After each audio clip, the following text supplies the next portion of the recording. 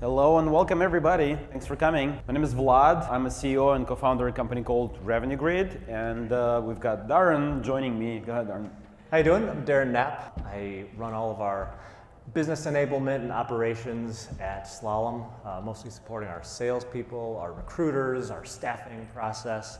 We've got a pretty wide breadth of operations that we do, which is great because we've got a lot of different connections with Vlad. Yeah, for sure. Yeah, so we are at Revenue Grid. We are a revenue intelligence platform, and what do we do for a living? We are fighting with potential revenue leaks out of your pipeline. So that's why today we're going to be talking about what is revenue leakage, how we are in theory fighting this. We're going to be walking through the real life examples, how Slalom addresses this problem and how Slalom fights with the revenue leakages. So let's go ahead and start. Leaky pipeline, what is it, right? I think that every sales leader may look back at the quarter and say, oh gosh, last quarter we could do better. We could be higher in the revenue. That's definitely the case for us, and raise your hand if you guys agree with this, that looking back in the quarter, we could do better results for sure, right? So that's clear example of a potentially leaky pipeline. Most of all, you have a leaky pipeline if you have that gut feeling. Gut feeling is good, but what is what to do with this? Is this a problem or not? So I don't know if it makes you happier. You are not the only one in the world, because analysts and industry experts are saying that many companies are actually suffering from leaky pipelines,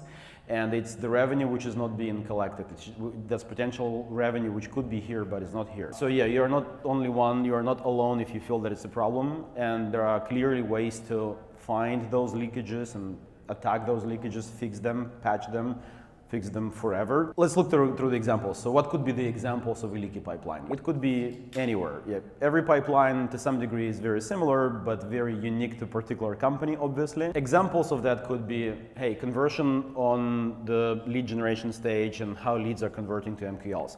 Industry standard may be higher than you are seeing in your company, and it's a very good sign that probably you have a leakage, you have to improve the process.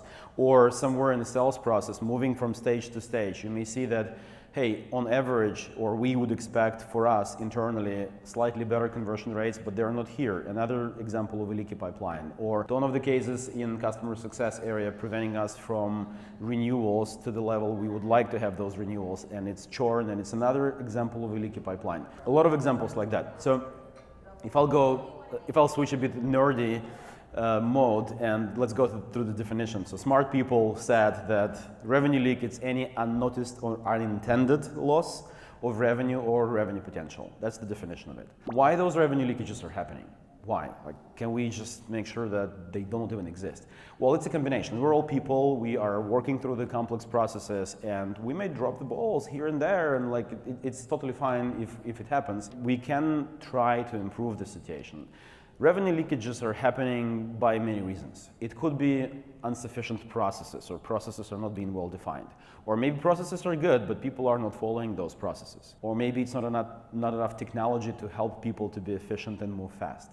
Maybe it's not enough data which is arming decision makers on making right decisions in the right momentum. Many, many reasons of that. Good news is that revenue intelligence software as us, we are one of the players in that market, intended to help you to identify those leaks and then patch or automate the processes which are around pipeline generation, so then you have a much better picture. Going forward, let's look at the real life examples, and that's why we have Darren here, because Slalom is our customer for, I guess, 5 years? Yeah, pretty much. Yeah. And yeah, we've done an amazing job together, and it was a lot of fun to go through that process with Slalom and with Darren personally. So that's why we wanted to have him on stage today to kind of talk to us about those examples and what they've done at Slalom to be able to identify the leakage first, or leakages first, and then how they would fight with those leakages. I'll give you the clicker though. All right, thank you. All right, I'm going to start out with the first one, and it might feel a little bit obvious, but number one is invisible relationships. So we get a lot of contacts and relationships that get stuck in Outlook, and we can't see them in our CRM and Salesforce. Without that, we can't do planning, we can't do relationship planning. That's really important for us.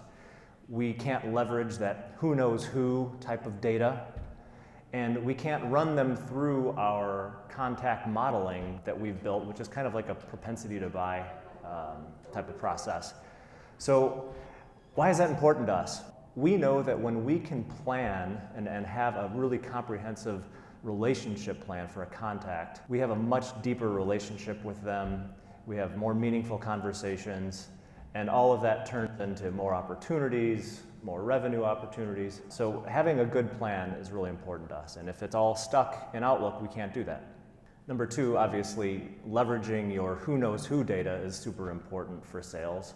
Having those warm leads is really important, but also when it comes to the relationship planning, we have a lot more people involved because we can see all those connections thanks to having all that data in there. And then the third piece, of course, is getting it through our propensity to buy model. If the data's not in Salesforce, then we can't see it, we can't run it through the model, but it's really important for us to understand who's the right contact at these accounts that we should be reaching out to.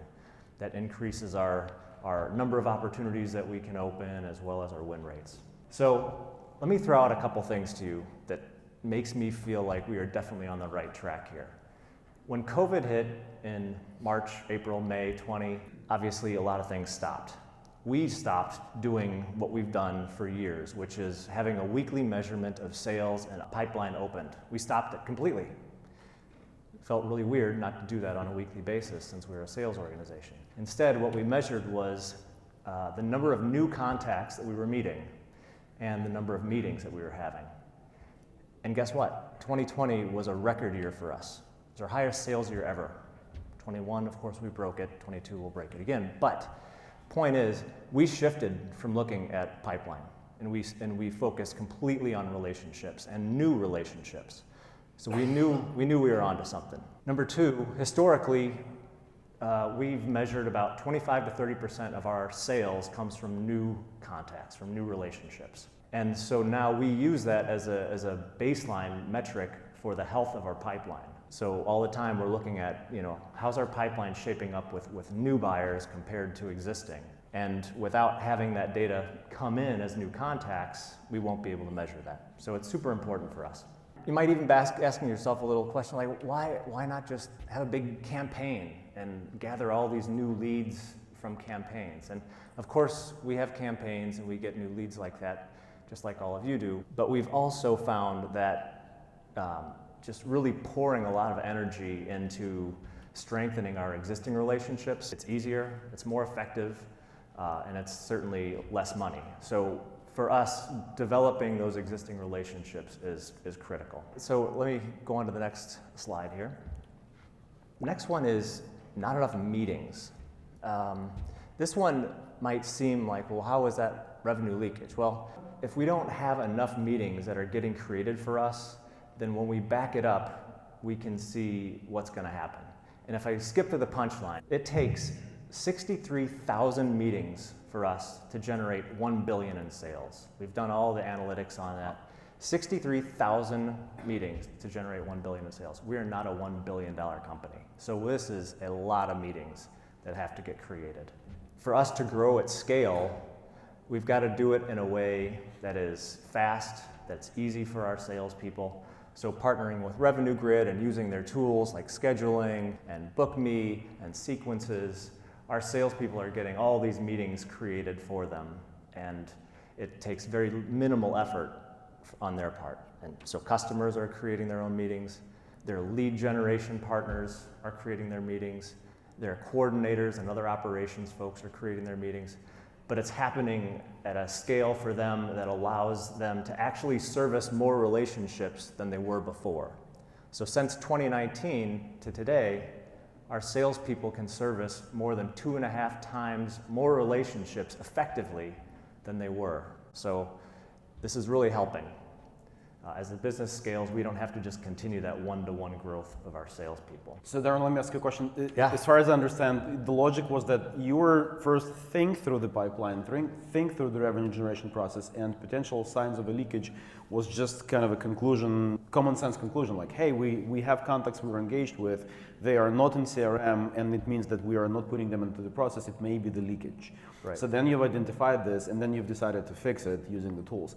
Yeah. Well, the question is, and similar with the meetings, right? So first you think through this, and then you double check that, yeah, we could have more meetings, and if we have more meetings, it generates more revenue, and then you apply technology on top of that. Right. The question is, why would you need the power of the revenue intelligence tools? Because there are much simpler tools which are straightforward to those particular problems. Like you can Yep. use Einstein activity capture and get the data into Salesforce.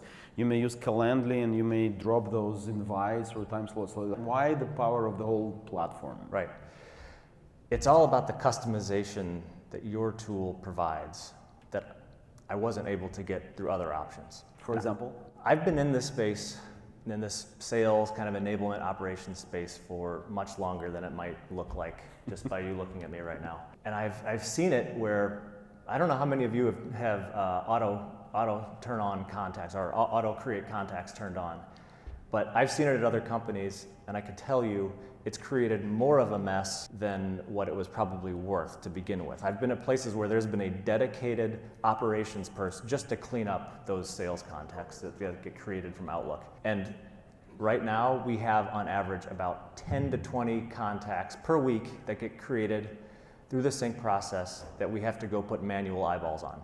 Oh, wow. That's Okay. it. The customization that we were able to do has cleaned up so much. We don't want every contact that's in Outlook to come over to our CRM. I'll give you two examples. Number one, many of our consultants who go to work at clients will get a client email address. So if I'm working as a consultant at ABC Company, I might get darren@abc.com as an email address. Revenue Grid would see that, they'd pick that up, they'd put that in Salesforce. I don't want that. That's noise, but you don't do that. Thanks to your signals, we're avoiding all of that.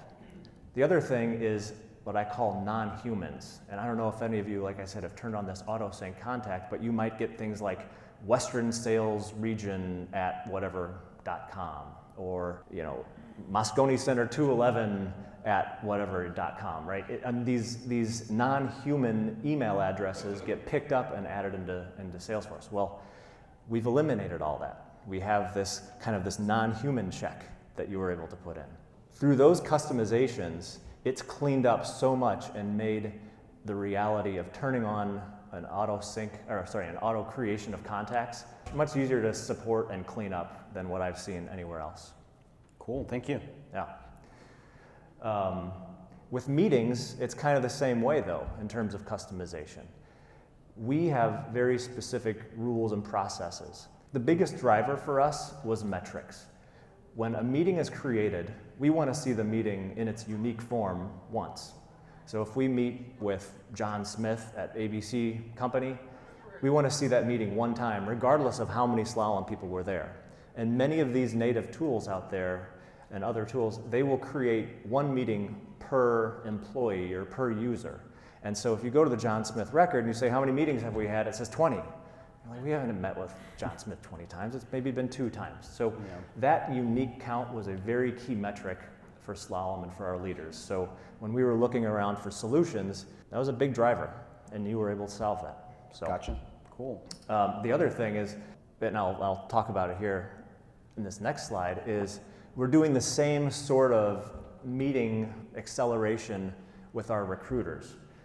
So it takes, just like it takes sales a lot of meetings to create a sale, it takes a recruiter a lot of meetings to make a hire. We need to accelerate our recruiters' ability to schedule all these meetings, which are like interviews. But we were able to customize that whole process to match our custom objects and our other records thanks to your tool and thanks to the customization that you're able to do. Slalom is a little bit different when it comes to hiring since we're a professional services company. Most of the hires that we make are actually for staffing projects at our clients. So if we can't fill those jobs fast enough, then there's a risk of us not being able to staff a project. And if we can't staff a project, that's absolutely a revenue leakage, money right out the door, because we have to pass on that opportunity because we can't staff it and fulfill the job. So it's really critical for us to have that flow of meetings get created quickly. And as you can see, we were able to reduce how long it takes recruiters to schedule meetings by 80%. It's really unbelievable. They've got custom URLs, they just bang those things out everywhere. They've got sequences going on. It's quite remarkable how much we've sped that up. And LinkedIn, we've been able to really boost the number of meetings and interviews that we get from LinkedIn messages through your tools, your scheduling tools, and your booking tools. So it's been Lovely. fantastic. Lovely.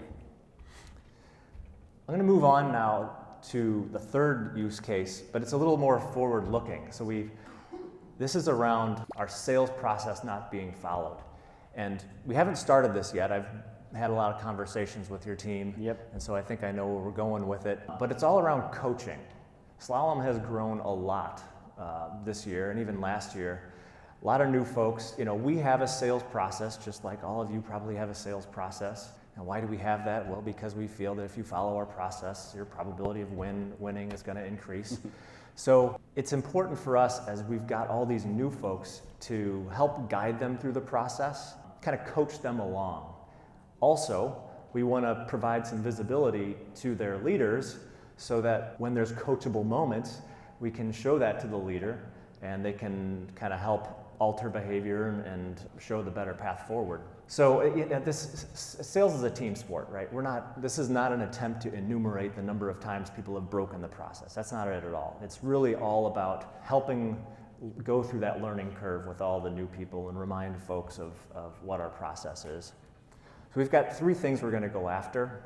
For us, the first one is pre and post meeting emails. So when we have a meeting, it's kind of our process to, within the first 3 days before that meeting, to send out an email, kind of like your agenda, here's the topics, any sort of homework, looking forward to it. And then after the meeting, within 2 days, we want to have a post email that goes out. And it's a recap of how, what was that meeting, what are the next steps, right? All of that stuff. And we feel that by doing that, it really kind of engages the customer more and it increases the probability of creating an opportunity from that meeting. And down there at the bottom it says, if we could just increase the number of meetings, if we can increase the number of meetings that turn into an opportunity that gets opened by just 1%, that's tiny, just 1%, that's 30 million in sales that we could recognize. So we really believe that that's very achievable just by prompting folks, hey, did you remember to send that email? It's just little hints like that. And then after the fact, can we measure, here's the meeting, here's the ones that did follow process and not follow process, and then show the managers, here's where some of your people are at. And do you expect those hints in the Salesforce UI, or it's like through Teams or through Outlook? How do you want those reminders, if you would? Thankfully, you're flexible with that, right? Email, I think, I hate to say it, but email still feels like king. We do use Microsoft Teams, but it feels like on some of those reminders, a little email nudge might be the best case for us. Gotcha. Yeah, well, yeah. Everything is doable, so that's just a question. How do we Exactly. do that? The second piece is around more of the actual opportunity part. So as you're going through your opportunity, are you including the right people? We can look at the different stages that we're going through in the opportunity and how long you've been in stage 1 or stage 2 or stage 3 and kind of prompt, hey, it looks like you've been sitting in this stage 2 or stage 3 for a while. Have you engaged the right industry expert or the right product expert? And we'll be able to see, here's all the people that are on that opportunity team. Is there any industry expert or product expert that could help? And then we can prompt and say, this would be a great opportunity for Sally Smith to come in and help. She's an expert at integrating Slack with Salesforce. By bringing in the right people, it can really kind of kickstart a stalled opportunity. And that will absolutely help that leakage. So you want those reminders because you have formal playbooks, or more like, hey, we have this observation and then people pay attention to that? Because Slalom is growing so fast, people are, the new folks don't know who to contact. And it's kind of a blind spot for these industry experts or these product experts. They don't necessarily see all of the opportunities that get opened in their space. Mm-hmm. So by helping expose those things, all of a sudden you can get an industry set of eyes that says, oh, they're recommending me to get added to this opportunity. That's an opportunity that I'm interested in. Gotcha. So it's kind of a two-way street. It'll help these new people who don't necessarily know the whole team landscape of Slalom, and it'll also help these industry and product experts see places where they can a little bit more proactively step in. Gotcha. And the third one is just following our deal planning fields, these kind of BANT type of fields. I know that there's a million different tools out there that can probably do that, but the reality is I don't want to overload people with noise and signals and reminders. So I'm not planning on just continually telling people, you've got to go update this field. In fact, I kind of don't care if they do or they don't. If they're progressing that opportunity and it's not stalling, then they're probably doing something okay. And so we actually don't officially measure like the population of those fields, but we do feel like when you do follow the process, it will help. And if you are stalling, we're going to remind people more. And we also are keen on understanding individual salespeople's kind of like history and win rates and trends. And so we'll be able to target different people or different markets in different ways. So all of those kind of nuances we can bring forward through the different signals that you've got. And kind of that second and the third one, the involving the industry folks and the BANT fields, those tie down to that second bullet point and the impact at the bottom. If those will impact conversion rate, and if we can just increase conversion rate by just 1%, that's 60 million. And these are very achievable numbers if we can do the right prompt, with the right targeted message at the right time. Cool, thank you. Thanks for those examples. Yeah, absolutely. We'll go back to more like general track, why, how to perceive the revenue leakages and why it's important. So how to stop revenue leaks, it was a very nice chat and the real life examples, because it shows that in reality, the fixing of the revenue leaks, it's a combination of everything. You may have perfect people or like hunt and hire perfect people, which would be so perfect that they are following all of the processes and they never let leakage happen. But well, good luck with that, right? We are all people. Back to your first example, auto creation of the contacts.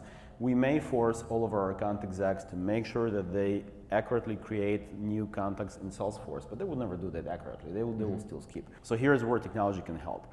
But then it could be a process, like your last example, you have nearly formal / slightly informal playbooks and you want people to follow those playbooks but still be smart about that. So the process is here, it's not necessarily being followed. People are here, technology is here. In reality, ability to find the revenue leakage, it's a combination of everything. I would say RevOps, SalesOps, Operation works, but technology can help a lot with this. And that's why revenue intelligence actually exists. So take a look at that. Type of a software definitely can help. Why it matters? Well, Darren provided a lot of those good examples, and just this 1% improvement brings so much results for Slalom because it's a volume game. Here it's a very simple example, and again, fictional figures, but say the same leaky pipeline with the 30,000 of incoming leads, which is generating 8.2 million of sales results at the end, can be tripled if you are accurately improving those rates, conversion rates, or whatever rates are existing on every stage. Here in my example, just by 5%, maybe aggressive, maybe not, to the sake of an example. So at those stages, conversion from leads to MQLs, from MQLs to SQLs, moving through the stages of opportunity, renewals, etc. Only 5% boost, which does not sound like crazy achievement. It's doable, it's technical. I mean, we all have a feeling that, hey, we could do that. And if you follow that, then you can see the end results. Simple math, it's just the math. I mean, understandable why, but it's impressive to compare the results. 8.2 and 24, like this is why revenue leakage really matters. And again, no way to fix it with the technology only.